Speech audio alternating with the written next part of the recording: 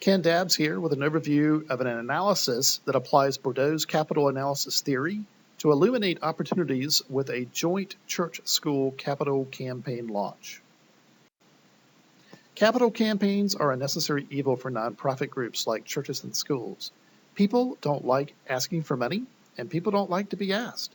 So it's an uncomfortable communication strategy from the start, and the stakes are high.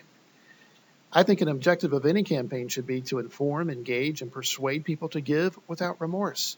And after the campaign, the nonprofit community should be informed, united, excited, and somewhat engaged about the project and what it means to the nonprofit's future. With nonprofit campaigns, even the best plans and best communication efforts result in mixed reviews, which is the scenario for this particular local joint church and school capital campaign drive.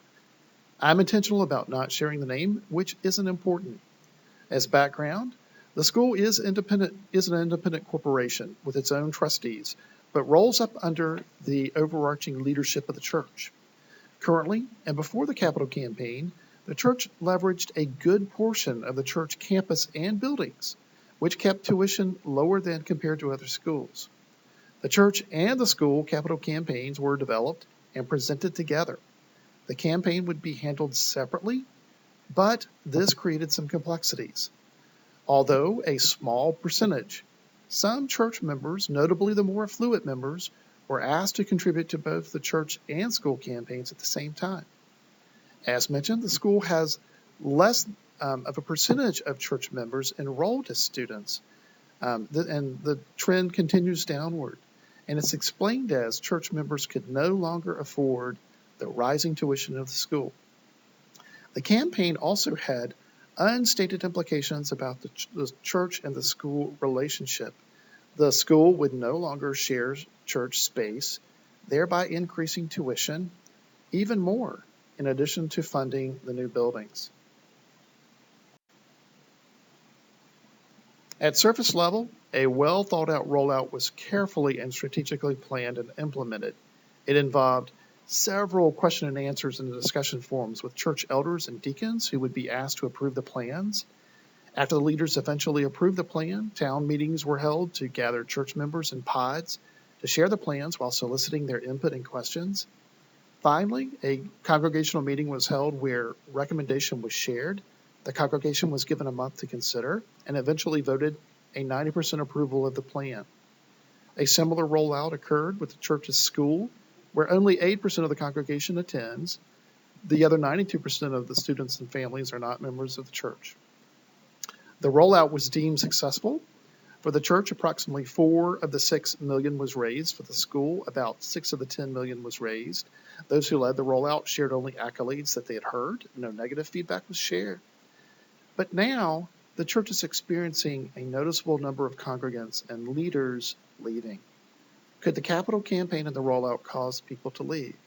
Could the approach to the rollout have been handled differently that would have resulted in a different outcome?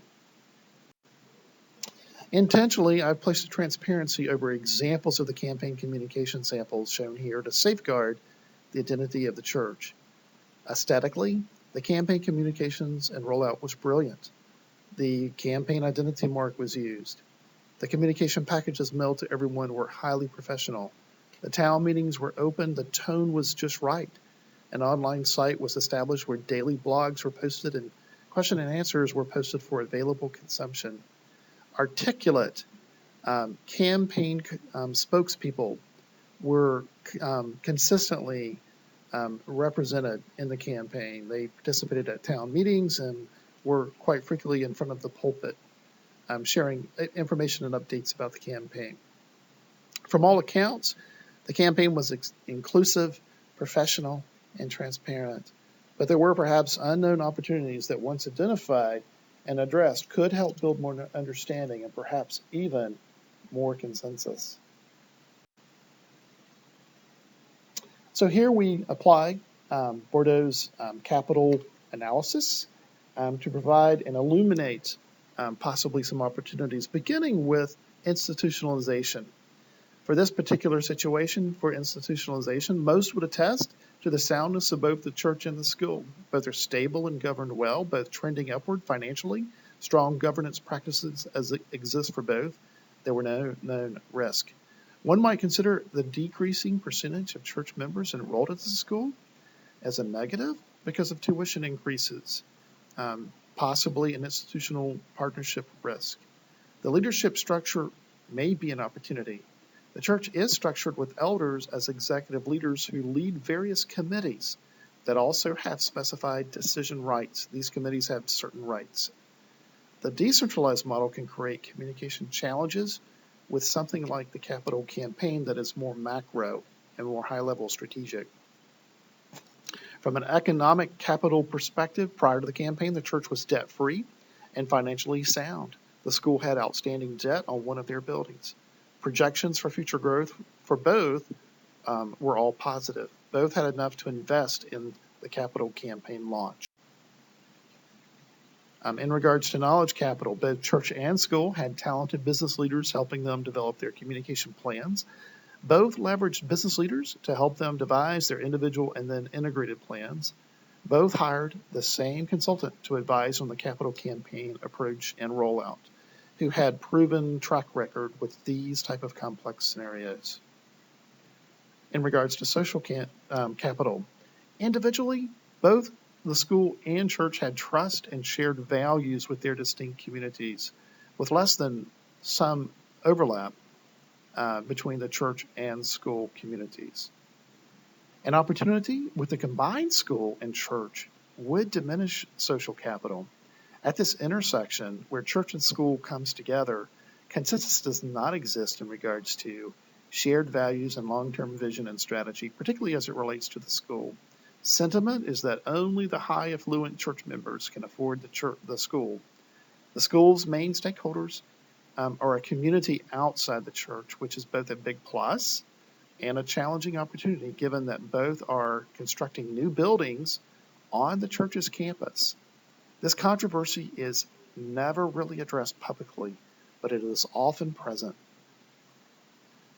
In regards to symbolic capital, individually, both the school and the church possess symbolic capital. Both are viewed as having strong foundations, loyal stakeholders, and engaging in relevant visions and values. When together and aligned, this diminishes. The church leaders really do not run the school, although organizationally they're supposed to. The school is often described as the tail wagging the dog. The church's overall values are impacted when only the highly affluent can afford the school, especially when its campus will soon be dominated by school-only buildings. Key insights were unveiled from the capital analysis. Strategic campaigns require more than aesthetically pleasing logos, communication blogs, town meetings, and public online question boards.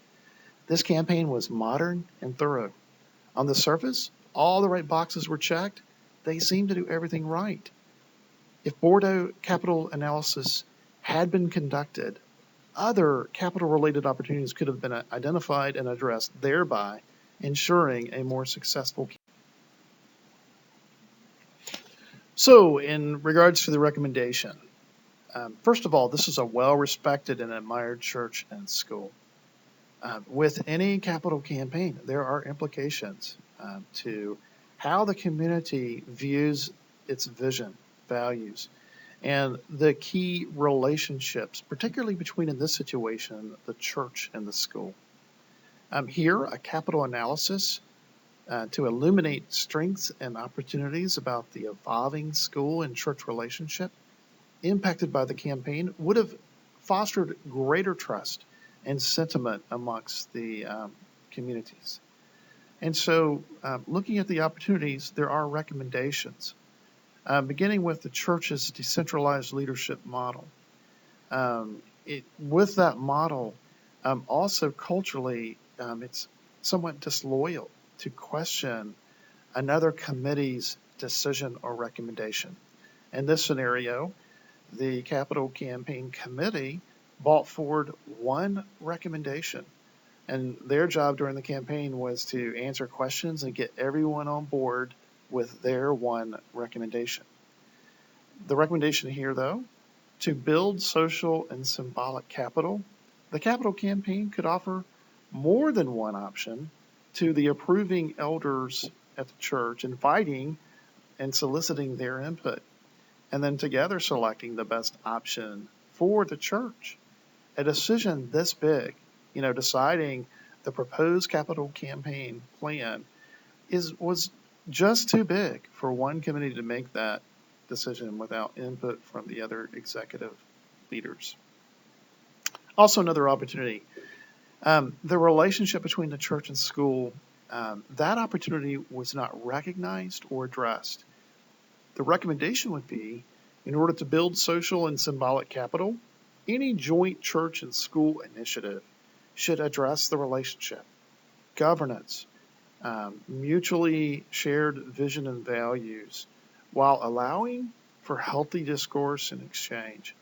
To not mention only fosters distrust. This completes the capital analysis. Thank you for your time.